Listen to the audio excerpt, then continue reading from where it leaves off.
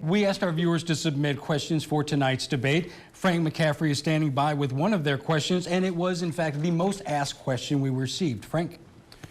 Yes, that's right. We had more than 60 questions from viewers. The cost of groceries was the #1 question. New government data shows food costs are decreasing, but many people still report feeling financially strained from paying for their groceries. Now, the Food Bank of the Rio Grande Valley reports helping to feed over 85,000 people locally every week.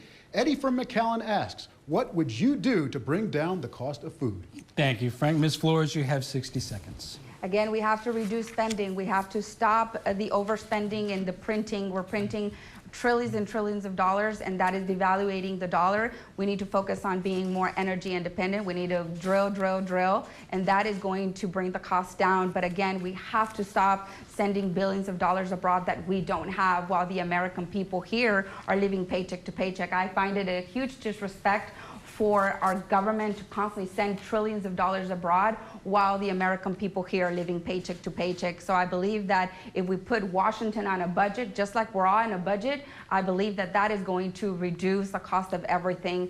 But it's going to take a lot, just because the Biden-Harris administration have just destroyed the economy completely. And unfortunately, I wish I could say that that isn't the reality, but it's their policies that have put us in this position.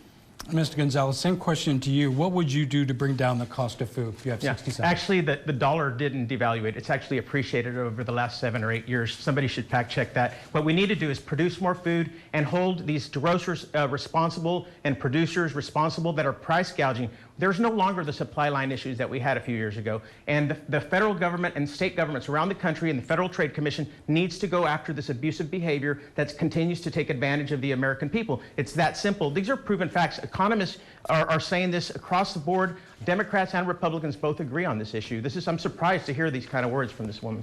You shouldn't blame grocery 30 stores. seconds. I find it a huge disrespect to blame our grocery stores because of the prices. The reason why they have these prices is because of the cost. They have to do this.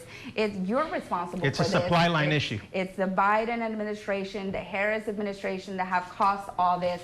To blame our grocery stores because of the cost, it's a huge disrespect. And I hope that all our grocery stores are listening to this. Thank you. We're moving on to the next topic.